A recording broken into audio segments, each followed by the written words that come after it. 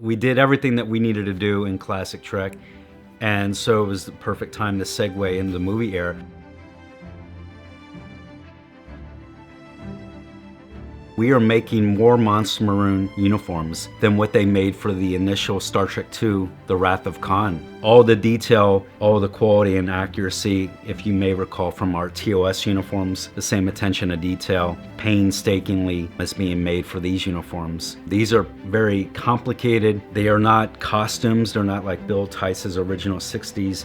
These are garments. They're fully lined. Everything about that jacket, all the secret of how that jacket is made, it's all on the inside. It's the lining, it's the interfacing, it's the quilted panels that are in the inside, it's the shoulder pads, it is the sleeve heads. Everything in that jacket, we are making those. With the exception of the enlisted jumpsuits, which are being made by two individuals, one in Chicago and one in LA, as well as the undershirts, which are being made in upstate New York, everything else is being made right here. And it's a small team of wardrobe warriors making the uniforms.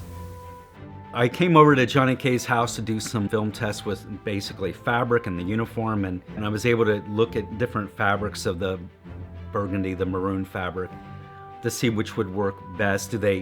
How would they collectively look on film if I wanted to combine the two? We did a lot of weathering and distressing to the Starfleet uniforms and the costumes. Mike Bednar specifically, his character of Tackett was particularly beaten up. His uniform was torched. I think Bell actually used like a little pocket flamethrower to torch this gorgeous Starfleet uniform that John had spent, countless hours creating probably.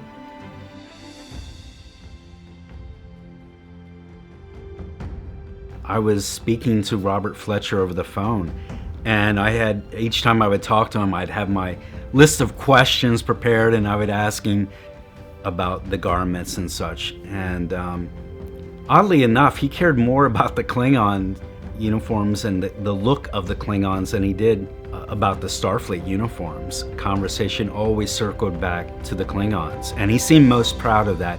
Leveraging the Monster Maroons was also, as we were getting older, the Monster Maroon uniform also, as it did for the original cast of Trek, it was able to hide a multitude of sins. And beauty of those uniforms, it not only did it look more like a space Navy military uniform, but it also worked with the crew getting older.